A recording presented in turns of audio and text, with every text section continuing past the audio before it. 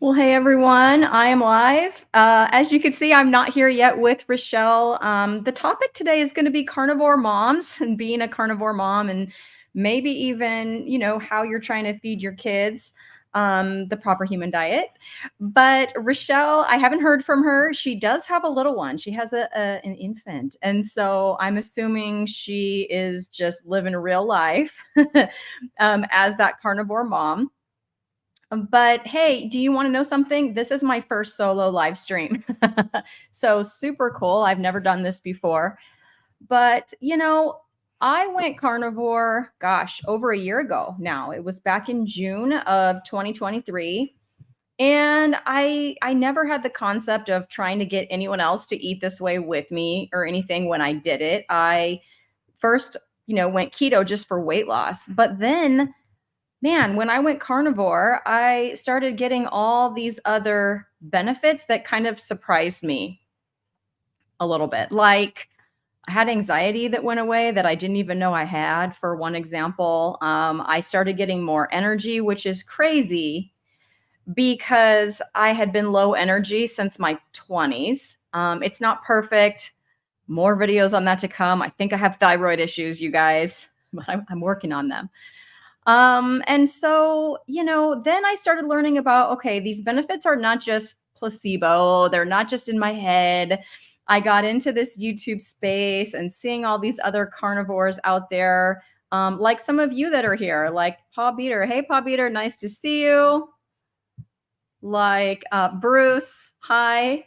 Ralph, I don't think I know you yet, but hi, nice to see you. So, I started getting involved in this community because I started a YouTube channel because I thought these benefits that I've received, like people need to know about this. It's pretty crazy. Like eat meat and some things that you have going on in your life with your health, could potentially get better. So why not, right? And then the most recent thing I started learning about was the mental health benefits. There's a couple of books. So one is Dr. Georgia Ede, Change Your Diet, Change Your Mind. And that's the one I read most. No, that's the one I read first. And that one was really good. And then, I read Dr. Chris Palmer. His book is Brain Energy. So, same topic, right? Mental health and a proper human diet, right? A high fat, ketogenic, and or carnivore diet, and how that can help mental health. And as a mom, I have two boys and they're teenagers, and they actually both have been diagnosed with ADHD. But my younger one, had some unique struggles with that. And so it was back in February now that I just kind of put it out there to him like, okay, you've watched me do this for about a year. He's seen me just have these changes, more energy, start exercising, able to do things better with him and things like that. And so hey, do you want to try this? There's research out there that shows it can be good for things like ADHD. And sure enough, he agreed. And so he is now, well, I mean, it's September, right? So he has been eating this way since February, so 7 months. And at first, it was very much just replacement foods, like carnivore or keto kind of versions of his favorite foods, which were, he used to like Hot Pockets. He used to like chicken nuggets from the freezer aisle. He used to like frozen pizza from the freezer aisle, right? All of these highly processed foods that he would eat just day in and day out. And basically that was kind of like for two reasons. So one of them was I really didn't know, probably like most Americans, that a highly processed diet was a bad thing. It's in the grocery store, right? It's got to be fine. Never even really thought about it. And mostly his diet up to that point was because of his texture issues. He has sensory integration processing disorder, which means that, everything coming in, all the information coming in from all five of his senses is like super heightened, right? And so it seems really strong to him. And like I said, it's all five senses. So it's with sound, with touch, and yes, with taste or with texture in the mouth. a big deal. He would only ever eat like soft foods, like soft foods. He was eating baby food until he went to preschool. And even then, I think he was still eating some baby food, like pureed baby food in a jar. That's what I'm talking about. Because I would keep trying things, keep trying more solid things, and he would literally throw up. So it wasn't a choice. He wasn't just being a brat. He'd put it in his mouth and then his gag reflex and he would throw it up. And I was actually very worried about even sending him to preschool because I thought, how I can't like send this kid to preschool with baby food. So that was a thing. But, he gradually got to where he would eat some stuff, but it had to be super smooth. So back then it was things like, the really smooth applesauce, yogurt with no chunks, just vanilla yogurt. He was still eating like the baby oatmeal because it was super smooth, stuff like that. But, a lot of carbs, right? And a lot of sugar. But, I didn't know that. Back then it was like, what can we get him to even eat that he won't just throw right back up?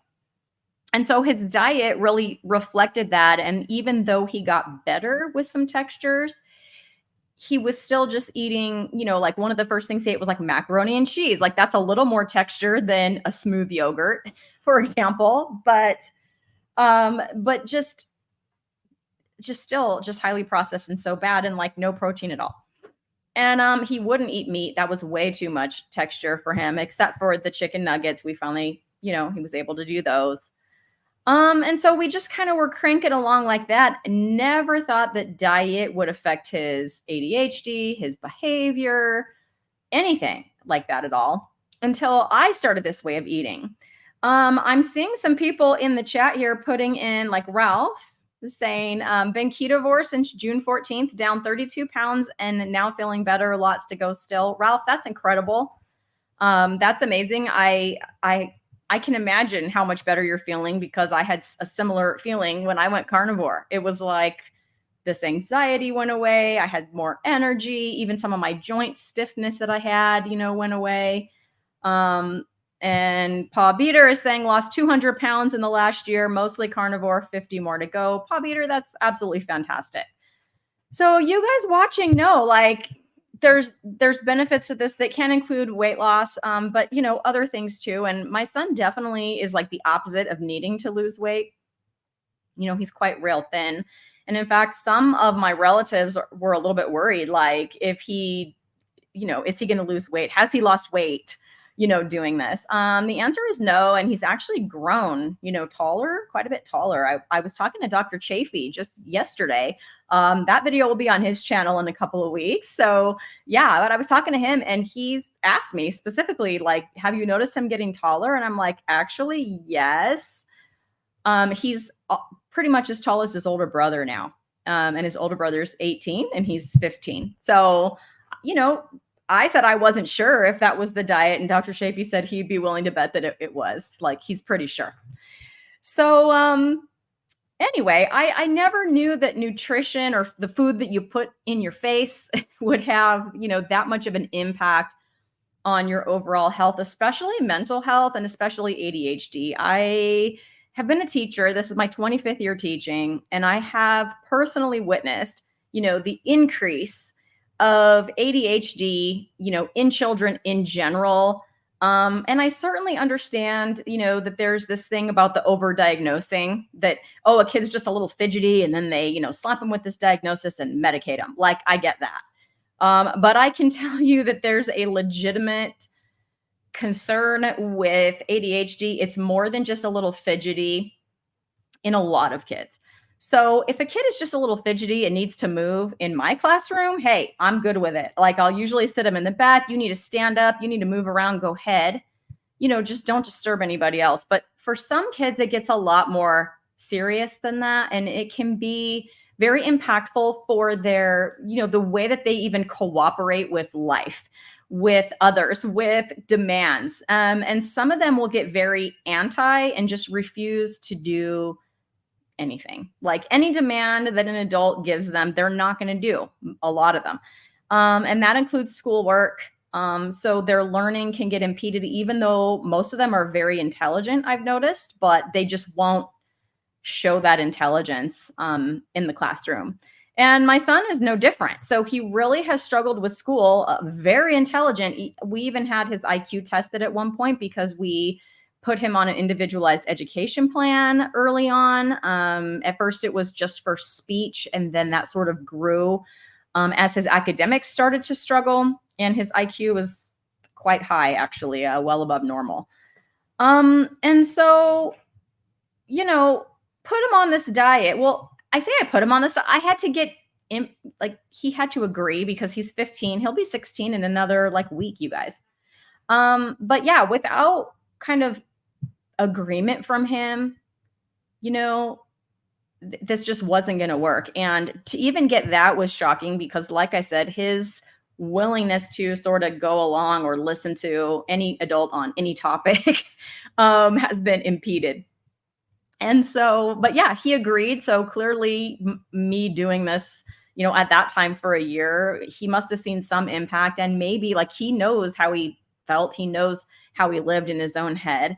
And he knows how, he didn't like that feeling very much. And so I think he was willing to give it a try. We had tried so many things. And you guys, I have lots of videos about all of the things we tried. So many things, all the things I thought were the right things to try. And I'm not saying they were wrong, per se, but yeah, as Paul Beater here is saying, you have to kind of get their buy-in.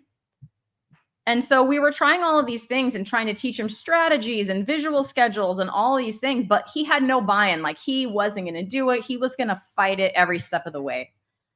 Just not interested in cooperation at all. And maybe not even self-aware enough to realize, okay, this is a problem, and maybe these strategies can help me to overcome this problem. Yeah, not self-aware enough to do that, even with counseling and all of that. So yeah, we started with a lot of carnivore kind of substitution foods. I made substitute things like pizza pockets for him that didn't have any breading, just like cheese and meat and a little bit of sauce, chicken nuggets that were carnivore friendly without any highly processed stuff in there, and just like some, ground chicken and Parmesan cheese and some pork panko, that kind of thing. Air fry them up, a little bit of bacon chopped up in there, stuff like that. And, he actually liked the food. And then he started eating new foods, like foods that I never thought he would eat, like scrambled eggs. That started getting introduced. He eats those almost every day now for breakfast, but we would even do like the carnivore pancakes because obviously he would eat, in his standard American diet days, pancakes. And so carnivore pancakes he would eat. And now it's like a sometimes thing on a weekend. Sometimes I might make those for him, but man, on most days, I'm telling you guys, it's scrambled eggs with sausage and a little bit of the fat from cooking that sausage, and then some butter, 2 or 3 eggs, and then some Redmond real salt. And he just like devours that. And I never would have thought. And now it's kind of crazy looking back. If he would have stayed eating those substitution foods, I would have been totally fine. In fact, if I would have predicted it, I would have thought he just would have like stuck there. I would have thought that's totally where he would land or stay, because that was his comfort zone, like for sure his comfort zone. And if you guys have any questions for me, feel free to pop them in the chat. Well, Rochelle and I were going to answer questions. I have not heard from Rochelle. Nope, I haven't gotten an email from her. I don't have her cell number. If she pops in again, I'll pop her on. But yeah, let me know if you have any questions for me. Paul Beater is saying, just realized that Asperger's is almost gone. I can do lives and look people in the eye, and I never did that before. That is fantastic. Fantastic. I'm going to be going live with Jonathan. Carnivore Muscle is his channel. He has autism, I think next Saturday. So we're going to talk about actually his experience with that, and then my experience with this. And so yeah, I'm totally shocked that he would even incorporate those foods, much less he's discovered that he really likes chuck roast. Just like his mom, I'm the queen of picanha, the picanha princess. I made a picanha just today. It is my favorite meat, I think. If not it might be tied with ribeye. I don't know. It depends on the day. But yeah, I love picanha, and hey, he loves it too. And he really likes pork shoulder. He really likes, chicken thighs with the skin on, with a little bacon fat on there. So those are now the things that he gravitates toward. And it's crazy because I slowly noticed this shift, right? From the more substitution kind of foods to gradually just preferring just the meat. And so I can hardly believe, there was a day where it was like, I was like, hey, what you going to do for dinner? And I thought for sure he was going to come out and make pizza pockets especially because he hadn't done it for a couple of days. And he goes, hey, is there any picanha? Like he's actually preferring that now, I think, to the other foods. I have not made a carnivore chicken nugget or a chicken tender in a couple of months because he hasn't asked for them. If there's no chuck roast in the fridge, like he just polished off the rest of it last night that was there. And I guarantee you, if I don't make another one within a few days, he'll probably be asking me, when are we going to have chuck roast again? So it's kind of crazy to me from this kid who, if you haven't heard me tell this story, I think he was around 8 years old. And we had gone and gotten some like fast food, and he liked quesadillas, just quesadilla with just cheese and tortilla. That's it. It couldn't have anything in there. No chicken, no, nothing else. And he went to we were all sitting around the table, and he's eating his quesadilla. And the next thing I know, everything that was in his mouth was just out on the table. And he said, something's in there. Like he was panicking. Something's in there. And I was like, what's in there? Like, it's something gross. I'm thinking it's something wrong, something yucky. It was a grain of rice. It turned out it was a grain of rice. So I think of him as being like the Princess and the Pea a little bit. If you know that story where there's this princess and she's so sensitive. There's like 100 mattresses and there's a pea at the bottom and she can feel it under there. That's how they know she's a real princess in that story. I feel that my son's texture issues in his mouth were a lot like that. Like really, he noticed a grain of rice and it made him spit it all out of there. And he was like about 8 years old at the time. So this is how long these issues, have persisted in his life. I can't imagine being that sensitive to textures. And then, with the sounds and all the other things too, it had to have just been so overwhelming. And so now it's like, yeah, the only thing that's, that he hasn't really tried yet is a ribeye steak. So I think at some point when I make myself a ribeye steak, I'm going to give him some of it. I'll keep you guys updated, let you know. But, oh my gosh, being a carnivore mom, when I went carnivore, it was so much easier to be a mom in one sense because I had more energy to do it, right? He was having these meltdowns. And if you don't know the difference between a tantrum and a meltdown, let me tell you. So a tantrum is under the control of the child. They know what they're doing. They are doing it on purpose to either avoid a task, like they want to get out of something, so they're going to throw a tantrum, right? Or they want something, like you've seen kids in the store, they want something and they throw a fit because maybe they think that behavior is going to get them the thing that they want. So they're either throwing that tantrum to get out of something or to get their way with something. But that tantrum behavior is wild and crazy and naughty, as it may seem, and bratty and all of that. It's totally under their control. And you will see that if you give in to their thing that they want, which I don't recommend, but if you do that, that the tantrum, it'll stop because they got their way. And it's like a switch, right? They're like, boom, and it's gone. And it's because they're doing it on purpose to get their way. Or if they tantrum it out and then they don't get their way, like you don't give in, which that's what I recommend as a parent and a teacher. Don't, cave into that. But eventually they'll stop because they'll realize, well, this isn't working, and they can't keep that up forever. A meltdown is just totally different. And Pa Beater is chiming in here saying, I used to have meltdowns. I sure know what that's like. You even don't remember that it has happened. Oh, hi, Pixel. That's my cat, Pixel. She often joins me for live streams. But anyway, sorry, Pa Beater. But you don't even remember that it happened, referring to that meltdown. But it's like a part of the brain turns off. Yes. So with my son, he in preschool or so is when these meltdowns started, or at least for sure that's when they started at school. And I think before that, because he was like 3, before that he might have had them, but terrible twos, right? Every parent kind of expects those terrible twos.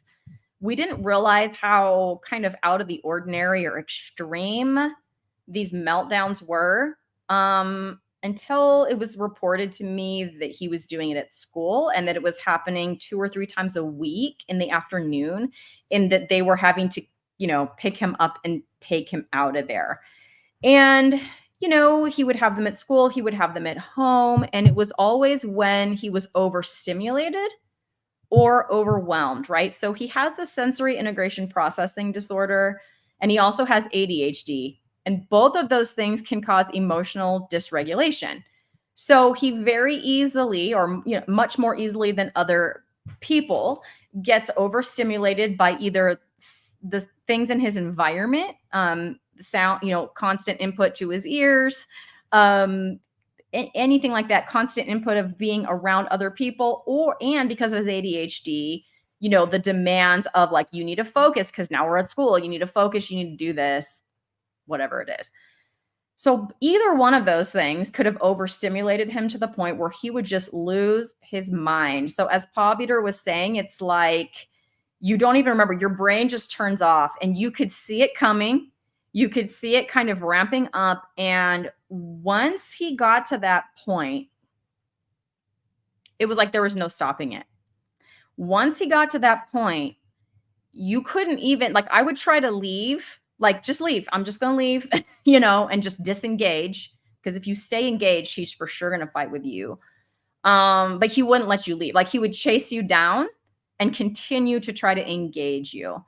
And if you ignored him, it would exacerbate the melting down. But yet, if you talk to him, it would also exacerbate the melting down. And so you go through this very difficult, for me, it was traumatic. I'm sure for him, it was traumatic experience, emotionally charged. And here I am not having ADHD or sensory integration processing, remembering all of it, feeling emotionally drained, upset, all of that. And then it's like, as soon as it would eventually end, just time would go by and he would get it all out of his system. And then he would reset. It was like he would forget. So Paul Beater is not wrong. He would not remember. So then later you'd go to try to discuss it with him, and he would remember maybe some of the stuff leading up to it, but he wouldn't remember, how crazy with the throwing things, with the hitting, breaking stuff, yelling and screaming, name calling, like severe behaviors like that during a meltdown. And he wouldn't remember it.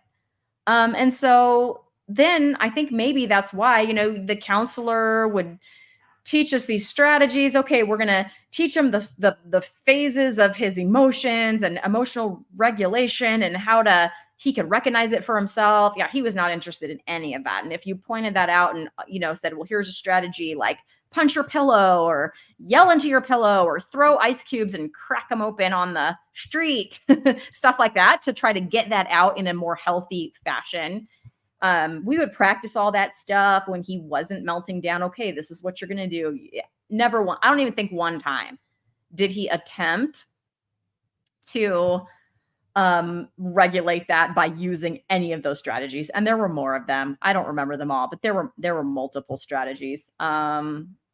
Yeah, he never actually did it in a real situation.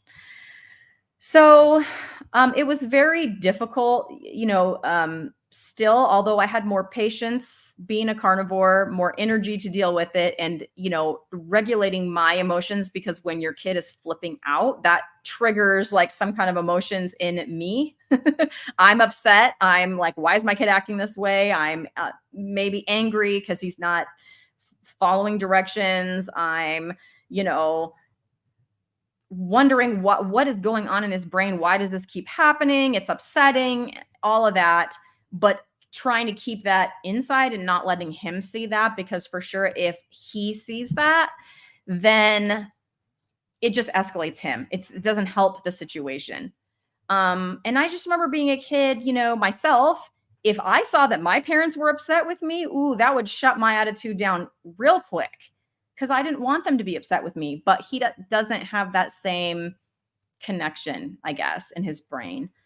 Um, and so yeah, it was kind of living from meltdown to meltdown, Um, it was easier for me to deal with as a carnivore just because my own personal mental health was better, but still difficult.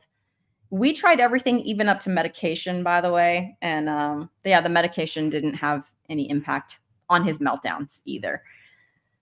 So in February, he went carnivore and he has not had one meltdown since.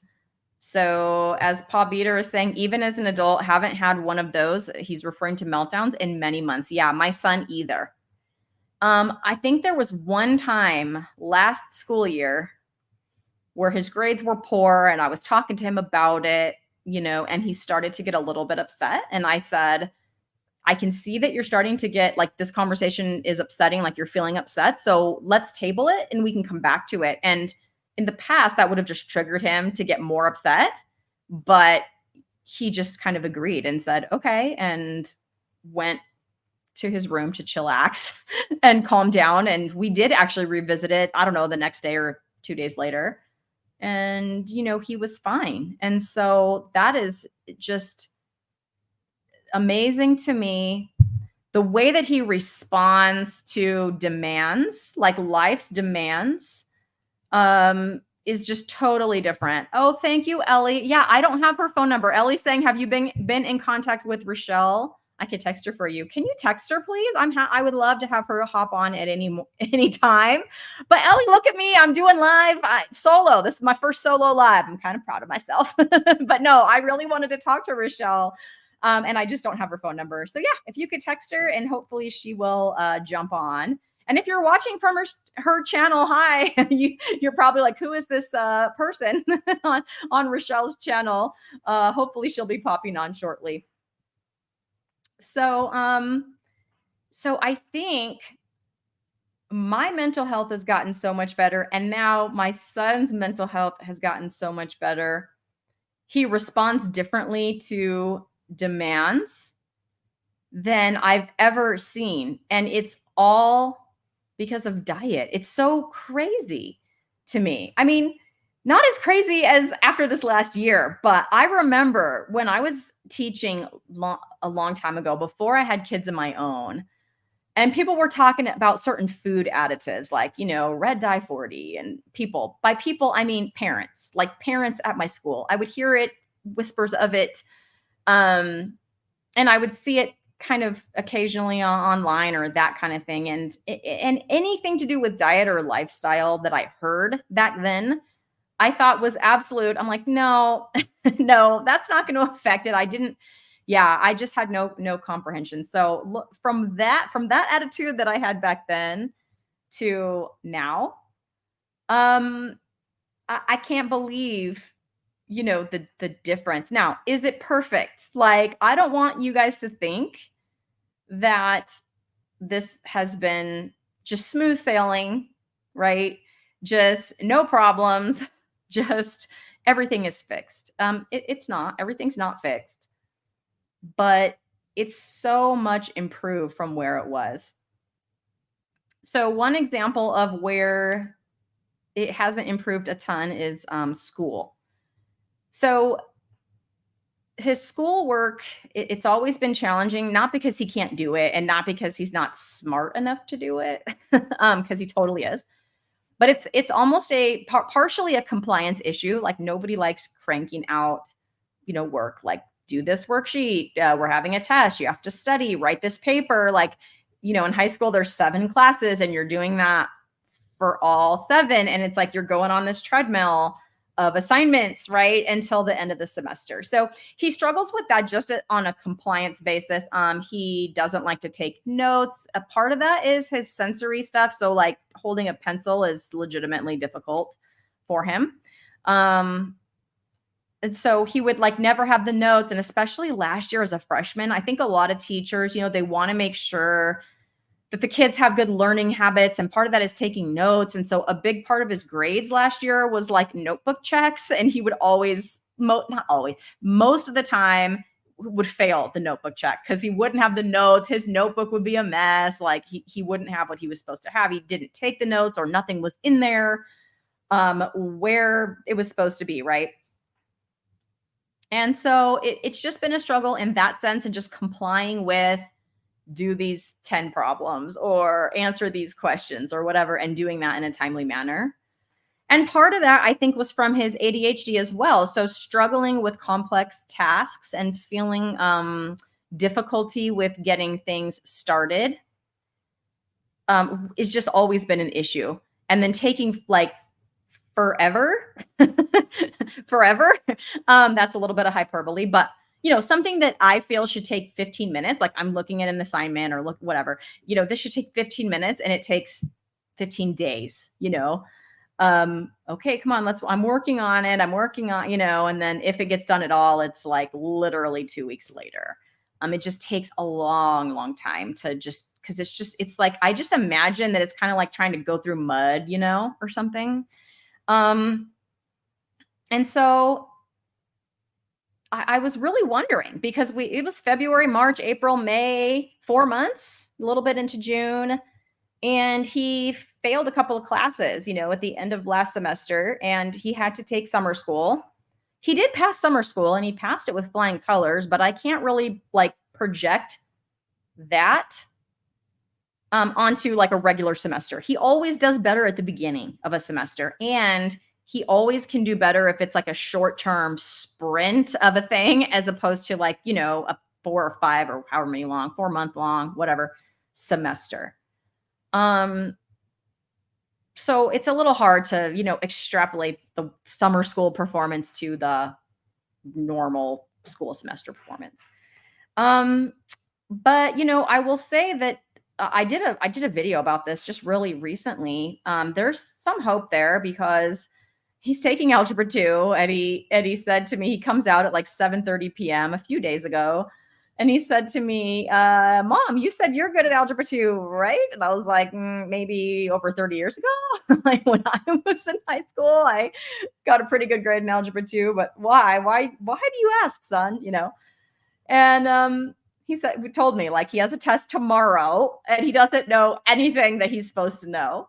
And parents out there, you feel my pain. The time when your kid's like, I got a report and it's due tomorrow. And very well that kid's known for like 6 weeks or whatever that this report was happening, or the science project due tomorrow, right?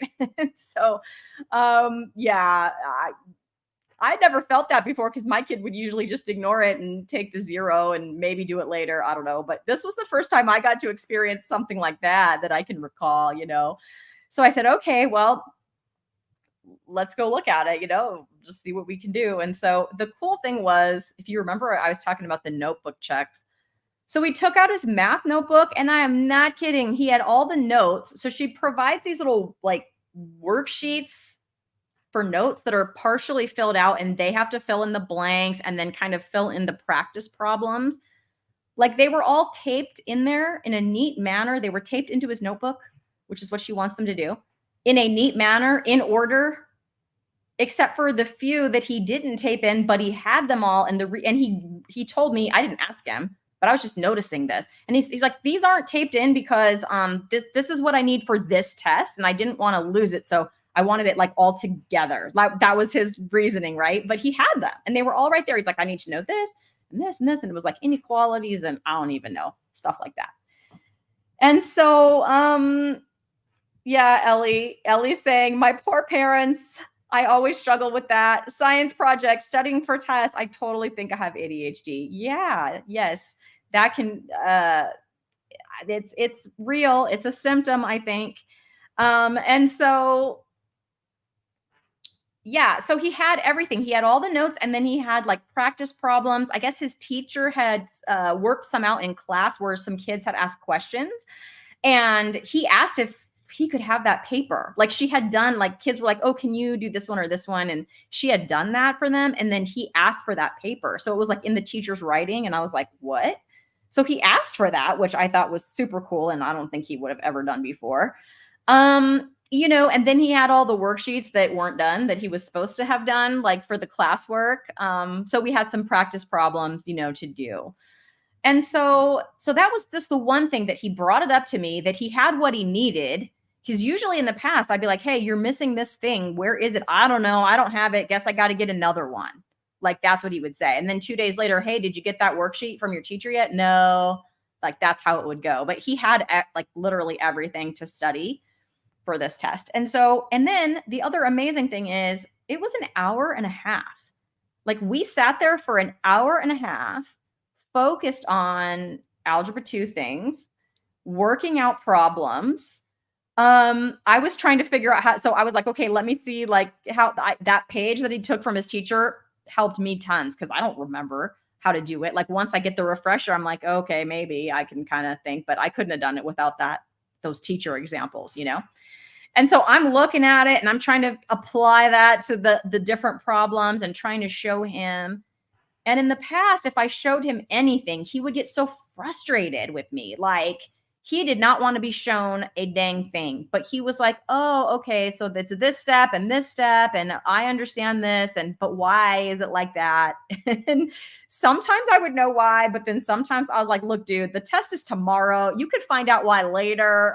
For right now, can you just remember this step and like do it when you see that problem on the test? He didn't like that, but not in a meltdowny kind of way.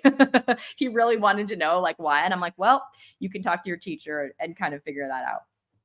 So I still don't have the grade for that test. I keep checking. I'll let you guys know. I don't think it's going to be, it may not be an A, but there were 3 things, like 3 topics, 3 types of problems.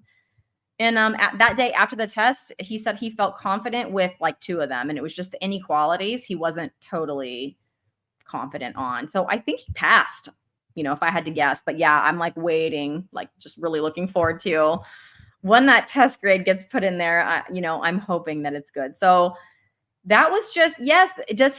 Was that perfect? No. Was it like way better than how he would handle stuff in the past? Like, for sure it was. Paul Beater is saying, I used to get all the assignments ahead of time and complete them within the first few weeks of class. That way I could do them at my pace. Did that in college too. And then to be continued. I wonder if some form of that might work for him. So he no longer has that individualized education plan that we used to have in elementary school. We switched it to something called a 504, which makes him not classified as a special education student.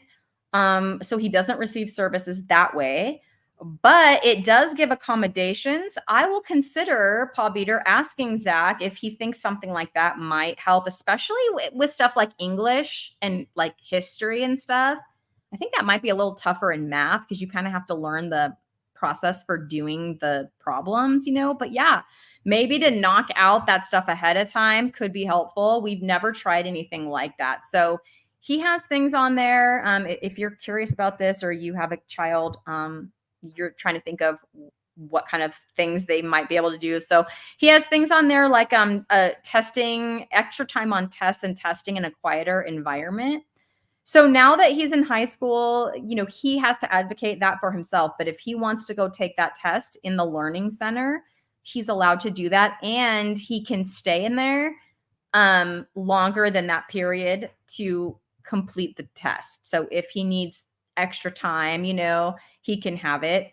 Another thing is providing the notes for him and not requiring him to take notes. But I will say, even though it's a legal document and all of that, his teachers have not been very good at, and I think it's because those notebooks were part of the grade. Maybe that's why, but they've really kind of not, they provided him the notes, but then they've expected him to still do the notes, but just like do it at home. And I'm like, he's already missing the classwork, the reading or the whatever. And now you want him to, and he has to take that home. And now you want him to also take these notes. Like, the whole point was to provide him the notes so that he wouldn't have to take the notes, because it's just like painful for him to, sit there and do that. But I mean, the notes that I've seen, he had them down. He had them on his paper for math. So maybe that's being helped with his new diet. So I don't know. We've only been in school for what, 3 weeks? About 3 weeks. So I don't have enough data to kind of say. But hopefully, because yeah, the teachers, although they'd provide him the notes, like I said, they would still expect him to still copy them all down. And again, that's just another thing to like do compliance, right? And he has a hard time with that. So, is he going to pass his classes? I don't know. We're only 3 weeks in. We'll see. But I'm seeing some positive signs. And yeah, thank you for this saying I call that interaction with him a win. I never thought, you guys, that 90 minutes of Algebra 2 could be like a fun experience, a nice experience. It for sure was. And I think it wasn't the algebra. I mean, maybe a little bit of it was the algebra. I'm a teacher. I teach 5th grade, but I do teach math and science. And so I do enjoy a good math problem. It was kind of fun getting my brain in there and looking back and going, okay, I tried to recall that from back in the day. But it was really just the pleasantness of the give and take of that interaction with him, the way that he was like responding to what I was saying, and then say, "Okay, mom, now can you give me a practice problem so I can see if I can do it on my own?" As opposed to, "Hey, let me help you," and he would just like, no, he would just fight me. Like he asked for the help and then he accepted the help, like just crazy. So, yeah, Ellie's saying if I had help studying, I'd get an A or a B, but if not, I got a bad grade. I wish my mom just had a permanent tutor for me. Yeah, I've been thinking about maybe for algebra. So the school, because of like California is not good financially right now, and the schools don't have any money. And up through all of last year, up through my other son went to the same high school and his whole high school career. And then all of last year, my other son's first year there, they always offered tutoring. Like the teachers would offer it before school and after, and they paid those teachers to do that. Well, there's no money to pay those teachers anymore. So the school is no longer offering that. I'm like, oh, great. I finally have a son that's in a position. He would probably go and actually do that and probably get something really good out of it. But now they don't offer it anymore. But I may need to get him a tutor. I hope that he's kind of open to that. It sounds, Ellie, like you. So he would struggle the way that you are saying that you're struggling, but then he also didn't want to accept the help because he would just have an attitude about it. And maybe that's where you guys differ a little bit. Because yeah, it was like you, as his mom or like his teachers or whoever would see him struggling and then you try to help him, but he just took that as a demand and he would just balk and like, dig in his heels and just refuse to do any of it. Bruce says, I grew up with ADHD. They just called it hyperactive back then. Yeah, that would be something interesting to look up. I'm not sure when it became like an official diagnosis. As a teacher, I can't diagnose it, but I've been involved in the diagnosing of it because when you diagnose it, it can either be a doctor or a licensed like marriage and family therapist can also diagnose, although they can't like do medication. They can treat it with counseling and things like that. The way that it gets, or the way that it should get diagnosed, is the provider, the healthcare provider, provides a questionnaire for the parents and the teacher. And so I, as the teacher, have filled out, numerous questionnaires. And then as a parent, I've filled out the ones for both of my kids. So I'm super familiar with the diagnosing of it. I can tell as I'm like filling this thing out if they're going to get, well, I mean, I guess it kind of depends on how the parents answer, but if the parents' answers are in line with mine, then I can pretty much tell, how that's going to go and if they're going to get diagnosed or not. And then I work with these kids like on a daily basis. And there's more and more of them that either come to me officially diagnosed or I can see that they have it, very clearly. I feel blessed in a way. Hey, Jonathan, I was talking earlier about our collaboration on Saturday and look, here he is. He must have heard me. He telepathically heard me. I was telling everybody we're going live together next Saturday to talk about this stuff. So I'm very excited. So yeah, I feel blessed in a way now, even though it has not been easy. Like it has not been easy to be a mom of a kid with this extreme of difficulties that he was having. But I have learned so much as a mom, and then things that I can apply, as a teacher. Um, hey, Nia, nice to see you. Hi, Nia. Glad you made it. Um, the cool thing is that, you know, I see teachers that maybe haven't experienced this with their own children or in their own life, just what they've experienced as teachers. And I told you that some of that attitude, I had that back before I had my own kids, when I was, teaching for 4 or 5 years, and I had seen a few kids with this. But I did think back then, like, this is a parenting thing. And if you just maybe gave some more consequences and, put down the hammer and all this stuff, that the kid wouldn't be behaving this way. And let me tell you, boy, did I learn a lot different, because these kids are really struggling with this. And a lot of it is not in their control. Like, they're emotionally dysregulated. When they're melting down, they are out of control. Like, you're not going to reason with that kid. You got to let them come down. And all the parenting in the world um, is not, parenting meaning like consequences and all of that. It's not, they're not going to go, oh, that was wrong, and so tomorrow I'm not going to melt down. Like, no, it's not going to happen. And so I have definitely learned a lot more about separating the behavior, like, from the child. Like, I can love that child that's in my classroom, that is struggling. I really am getting a lot better at forming relationships with them, connecting with them, like, as a person, letting them know that I care about them, I like them, talking about things other than just math and science. Talking about, what are they doing this weekend? What did they do for their birthday? What's their family like? Talking about this kind of stuff with them. What do they like to do? What are their hobbies?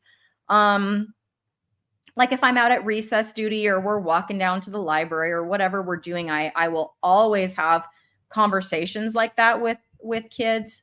And I think that forming that relationship is so important. And so differentiating the behavior is one thing, and we got to work on that. And I will do everything that I can do, to the strategies that I know to help with that. Unfortunately, I cannot change the diet of the students in my class. So I will say, I guess I could wrap up on this. I've also sat in a lot of IEP meetings, because when your kid is on an individualized education plan and they have this IEP, there has to be an annual meeting. And at that meeting is anybody that has been involved with that kiddo. So it could be, well, it's going to be the classroom teacher. It's going to be the special education teacher. If there's a speech therapist, if usually the principal or other administration, the parent. And if there's any outside specialist, if that kid has occupational therapy, that person's going to be there. So it's like a big team that has to meet every year. And I, for sure, within the past few years, and my principal's okay with this, that I sort of change hats, right? And I go, this is my parent hat right now. And as a parent with 2 kids with ADHD, here's things that I've tried. And now that I've tried diet, I'm going to say it. And I think she'll be okay with that. I definitely, like I said, I switch hats. I say, hey, look, as a mom, these are some things I can't, I'm not their doctor. I can't, all of that stuff. But this is, as a mom, this is what I've tried. So in the past, it's been things like, the fish oil supplements, because actually with my older son, the fish oil supplements did help with a little bit with his emotional dysregulation. And you wouldn't really notice it until he didn't take it. And then you'd go, you didn't take your fish oil today, did you? You could just kind of tell. With my younger son, though, Zach, those supplements, it's so individualized, I think, but no change with those. But so stuff like that. So I'm excited as we go forward in the future, that when I'm in those meetings and I put on my mom hat, that I can kind of say, look, this is what I tried as a mom. You might want to look into this. I can give them some, you know, in fact, I probably need to make a list of like some Dr. Eid and Dr. Palmer, videos, or at least recommend those books. I have given those books to our school counselor. So our school counselor specifically asked for, oh, what are those books you were talking about? And I like found them on Amazon and sent those to her. So I need to check in with her and see if she's, looked into that at all. So Ellie is saying, I focused on building concentration skills for my children. I don't think they have ADHD, but just taking a moment to teach them to work on a task uninterrupted has helped so much.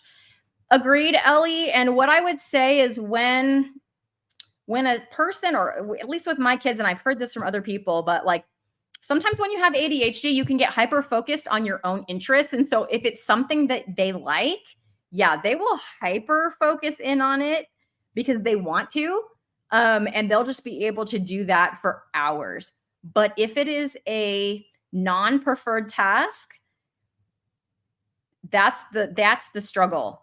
So it's like because it's a non-preferred task, they, like my son would say, he would feel like there was this big wall there and he just couldn't, like, it was too much work to break through the wall or climb over the wall, to get to the other side to just get started.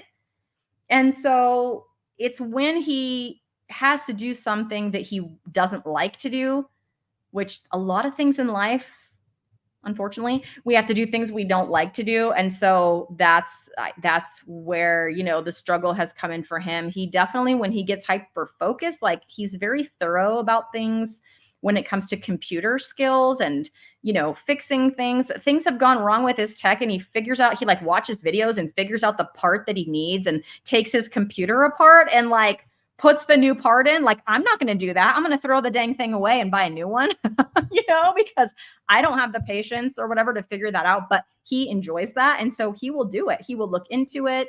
There's been times where he's ordered something and then, well, I watched this one video and they said this would work and this didn't work, but now I need to try this. Right. And so we return the part and get another thing, and he's always able to fix it. So I think maybe he has a career in something like that in the future.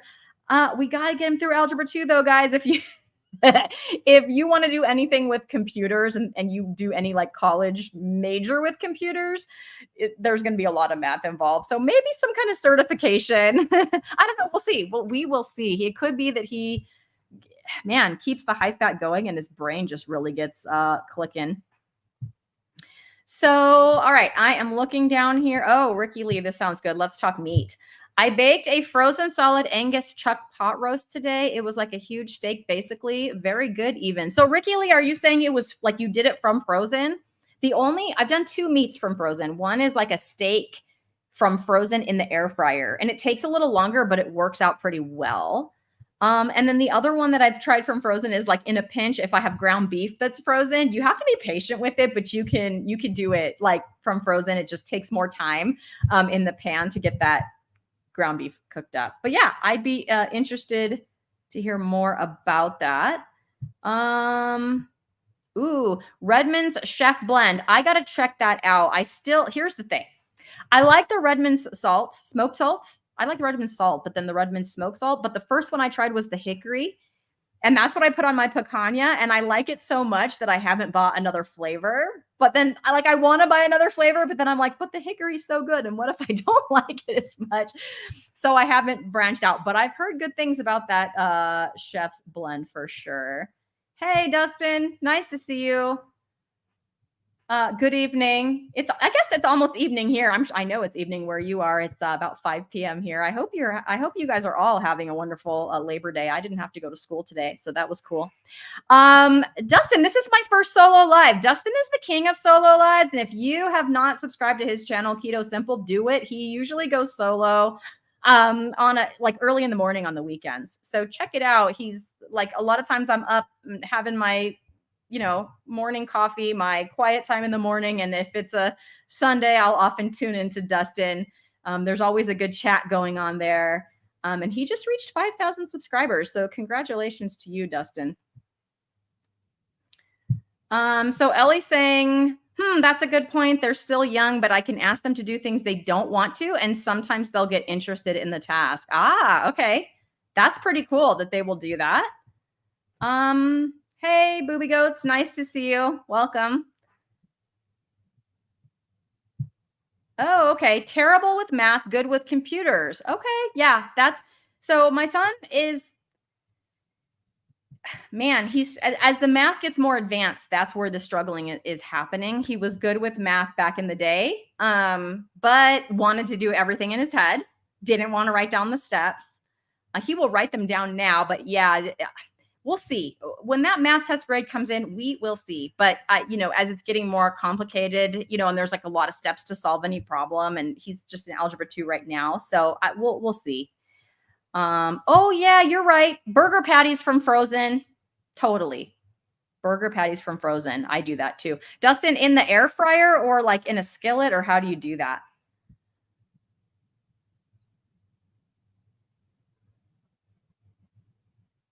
Really. I always hated math, mostly algebra, etc. Yeah, it's pretty crazy. There's a lot of information out there about math and mindset. And once people get that mindset that I'm not a math person, that's very kind of hard to overcome. And even I teach 10 and 11-year olds, and they come in and you can already tell which ones think that they're not good at math and don't like math.